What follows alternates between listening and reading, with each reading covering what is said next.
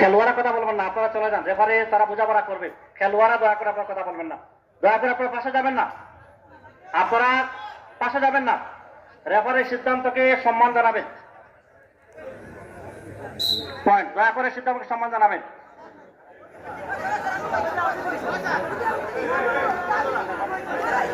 আমরা অনুরোধ করে বলবো, খেলোয়াড় যারা আছেন আপনারা আমাদের ভাই। এখানে দুজন বিজ্ঞ রেফারি আছেন, সিলেট জেলা দলের সাবেক খেলোয়াড় গিয়াসউদ্দিন আছেন, নজরুল ইসলাম আছেন। আমি অনুরোধ করে বলবো, আমাদের কাবাডিটা বন্ধ হওয়ার একমাত্র কারণ আমাদের খেলোয়াড়রা। আমি আমাদের খেলোয়াড়দের প্রতি অনুরোধ করে বলবো যে আপনারা দুদলের খেলোয়াড়রা,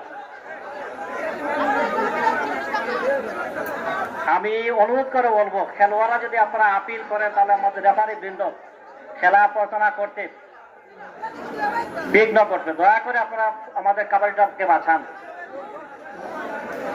রাখালগঞ্জ 15 দিন আগে একটি কাবাডির ফাইনাল নষ্ট হয়েছে, আমরা সোশ্যাল মিডিয়ায় লক্ষ্য করেছি। অনুরোধ করে বলবো খেলায় হাত দিয়ে থাকবে, সবার রেফারির সিদ্ধান্তকে সম্মান জানাবেন, তার প্রতি পূর্ণ আস্থা রাখবেন।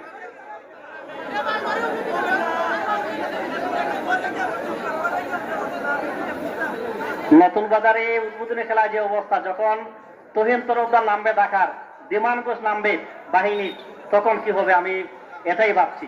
যখন ঢাকার খেলোয়াড়রা আসবে তখন তো আপনারা জায়গা দিতে পারবেন না। এখানে দুটি মিডিয়া কভার করছে, Bangla time and tone central পাশে আসাম থেকে এসেছেন। এখানে আমরা লক্ষ্য করছি আবু তাহের, আমরা SS24 বিয়ানীবাজার থেকে আমাদের কবির ভাই এখানে এসেছেন। আমরা দেখছি আমাদের উসমানীগঞ্জ থেকে শাহিন এসেছেন, MST শাহিন MST, পাশাপাশি আরেকটি চ্যানেল রানা।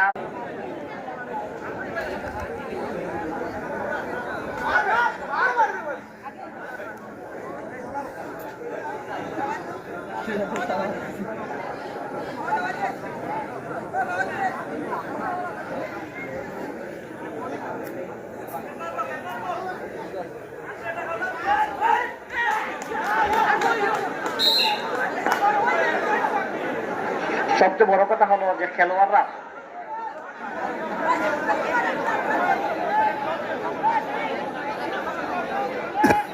যে সততার পরিচয় দিয়েছেন সেজন্য খেলোয়াড়দেরকে ধন্যবাদ জানাই। যদি সততার পরিচয় আমাদের কোনো কাবাডি খেলা বিলীন হওয়ার সুযোগ নেই, খেলোয়াড়রাই পারে আমাদের এই খেলাকে ধরে রাখতে। শুধু